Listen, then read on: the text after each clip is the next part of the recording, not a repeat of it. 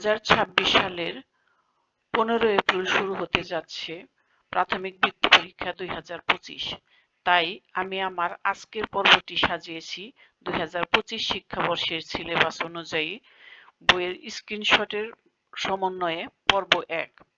আগামী পর্বে আমি বাকি সব ছোট বা সংক্ষিপ্ত প্রশ্নগুলো দেওয়ার চেষ্টা করব।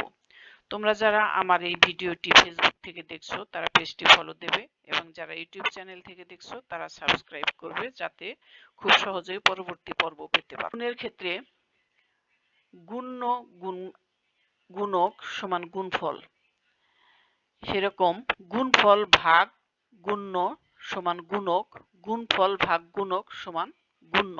ভাগের ক্ষেত্রে ভাজক গুণ ভাগফল যোগ ভাগশেষ সমান ভাজ্য। হ্যাঁ, নিচে একটা উদাহরণের মাধ্যমে দেওয়া আছে। ভাজক এবং ভাগফল গুণ করে ভাগশেষ যোগ করলে ভাজ্য পাওয়া যাবে।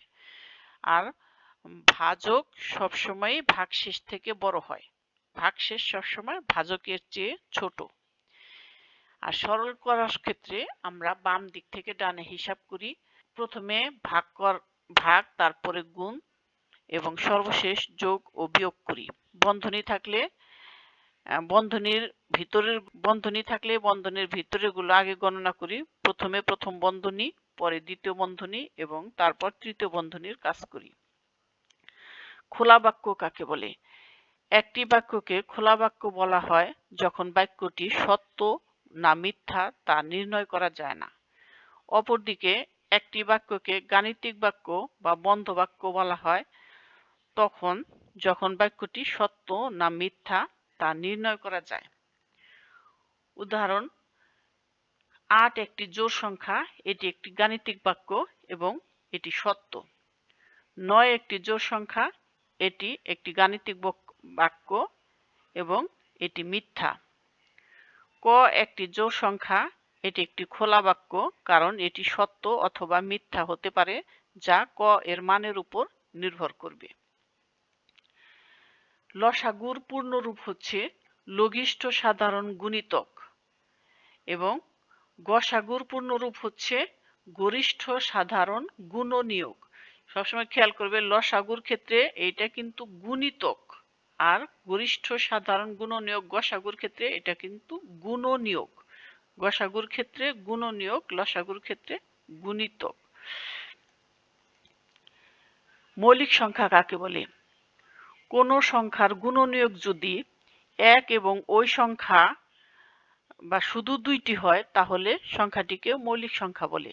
যেমন 2, 3, 5, 7, 11, 13, 17, 19 ইত্যাদি। আরো অনেক মৌলিক সংখ্যা আছে। তো সবচেয়ে ছোট মৌলিক সংখ্যা হচ্ছে 2। আর যদি কোনো সংখ্যা মৌলিক সংখ্যা না হয় তাহলে সংখ্যাটি হবে একাধিক মৌলিক সংখ্যার গুণফল। যদি সংখ্যাগুলোর কোনো মৌলিক সাধারণ গুণনীয়ক না থাকে তাহলে তাদের লসাগু হবে সংখ্যা দুইটির গুণফল। ভগ্নাংশ 3 প্রকার: প্রকৃত ভগ্নাংশ, অপ্রকৃত ভগ্নাংশ, মিশ্র ভগ্নাংশ। তো প্রকৃত ভগ্নাংশ হচ্ছে হর বড় লব ছোট, আর অপ্রকৃত ভগ্নাংশ হর ছোট লব বড় এবং মিশ্র ভগ্নাংশ একটা প্রকৃত ভগ্নাংশের সাথে একটা পূর্ণ সংখ্যা যুক্ত থাকে। একটি ভগ্নাংশের সাথে আরেকটি ভগ্নাংশ গুণ করার সময় লবকে লব দ্বারা এবং হরকে হর দ্বারা গুণ করতে হয়।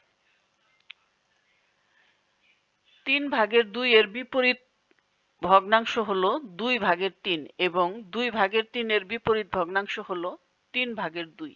সেরকম 7/5 এর বিপরীত ভগ্নাংশ হলো 5/7 এবং 5/7 এর বিপরীত ভগ্নাংশ হলো 7/5। আয়তাকার ক্ষেত্রের ক্ষেত্রফল সমান দৈর্ঘ্য গুণ প্রস্থ। গড় সমান রাশিগুলোর যোগফল ভাগ রাশির সংখ্যা। শতকরা হলো এমন একটি অনুপাত যা 100 এর ভগ্নাংশ রূপে প্রকাশ করা হয়। এরূপ ভগ্নাংশকে শতকরা প্রতীক, এই যে চিহ্ন, পার্সেন্টেজ চিহ্ন, এই চিহ্ন দ্বারা প্রকাশ করা হয়। তাহলে শতকরা কাকে বলে? শতকরা হলো এমন একটি অনুপাত যা 100 এর ভগ্নাংশ রূপে প্রকাশ করা হয়। এরূপ ভগ্নাংশকে শতকরা প্রতীক, এই যে এই প্রতীকটা হচ্ছে শতকরা প্রতীক, এটা দ্বারা প্রকাশ করা হয়। উদাহরণ হচ্ছে 1%। 1% সমান 100 ভাগের 1, 15% সমান 100 ভাগের 15, 137% সমান 100 ভাগের 137। বিনিয়োগকৃত টাকাকে বলা হয় আসল। তাহলে আসল কাকে বলে? বিনিয়োগকৃত টাকাকে বলা হয় আসল। এবং প্রাপ্ত বার্ষিক মুনাফার সূত্র নিচে দেওয়া আছে। বার্ষিক মুনাফা 6%, এর অর্থ হলো 100 টাকায় 1 বছরে মুনাফা 6 টাকা। এই হচ্ছে বার্ষিক মুনাফার সূত্র, আসল গুণ বার্ষিক মুনাফার হার ভাগ 100। ক্রয় মূল্য থেকে বিক্রয় মূল্য বেশি হলে লাভ হয়, বিক্রয় মূল্য থেকে ক্রয় মূল্য বেশি হলে ক্ষতি হয়। শতকরা লাভ বা শতকরা ক্ষতি সবসময় ক্রয় মূল্যের উপর হিসাব করা হয়। যে চতুর্ভুজের একজোড়া বাহু পরস্পর সমান্তরাল তাকে ট্রাপিজিয়াম বলে। ট্রাপিজিয়াম কাকে বলে? যে চতুর্ভুজের একজোড়া বাহু পরস্পর সমান্তরাল তাকে ট্রাপিজিয়াম বলে। সামান্তরিক কাকে বলে? যে চতুর্ভুজের 2 জোড়া বাহু পরস্পর সমান্তরাল তাকে সামান্তরিক বলে।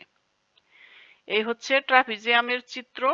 ট্রাপিজিয়ামের এই যে এই ভূমি বরাবর এই দুইটা বাহু হচ্ছে সমান্তরাল আর এই দুইটা বাহু হচ্ছে অসমান্তরাল। তাহলে এক জোড়া বাহু সমান্তরাল হইলে তাকে ট্রাপিজিয়াম বলে, আর 2 জোড়া বাহু সমান্তরাল হইলে এই যে এই বাহু সমান্তরাল আর এই যে উপরের এই নিচের এই 2 বাহু সমান্তরাল, একে বলা হয় সামান্তরিক। সামান্তরিকের বিপরীত বাহুগুলো পরস্পর সমান। এই যে সামান্তরিক, বিপরীত বাহুগুলো পরস্পর সমান এবং বিপরীত কোণগুলো পরস্পর সমান। এই যে বিপরীত কোণ, এই কোণ, এই যে এই কোণ, এই কোণ আর এই কোণ, বিপরীত কোণগুলো পরস্পর সমান। যে চতুর্ভুজের 4টি বাহুর দৈর্ঘ্য সমান তাকে রম্বস বলে। বর্গ এক ধরনের রম্বস। রম্বসের বিপরীত বাহুগুলো পরস্পর সমান্তরাল, বিপরীত কোণগুলো পরস্পর সমান।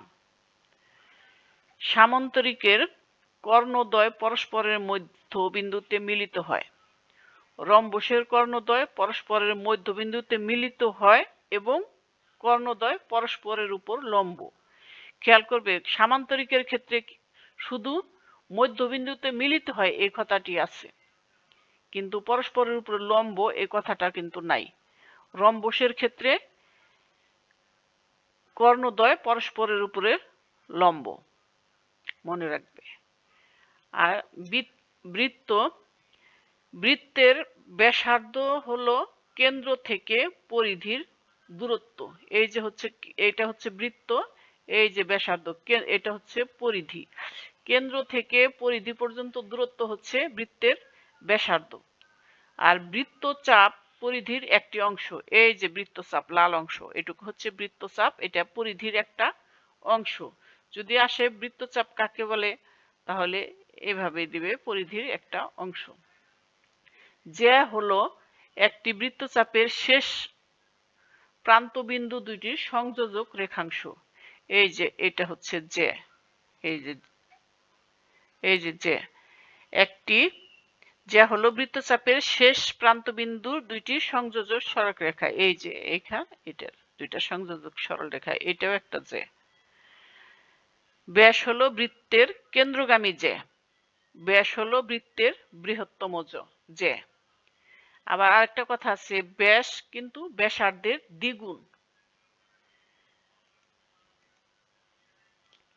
100 কিলোগ্রাম সমান 1 কুইন্টাল, 10 কুইন্টাল সমান 1 মেট্রিক টন, 1000 কিলোগ্রাম সমান 1 মেট্রিক টন। 1000 ঘন সেন্টিমিটার সমান 1 লিটার।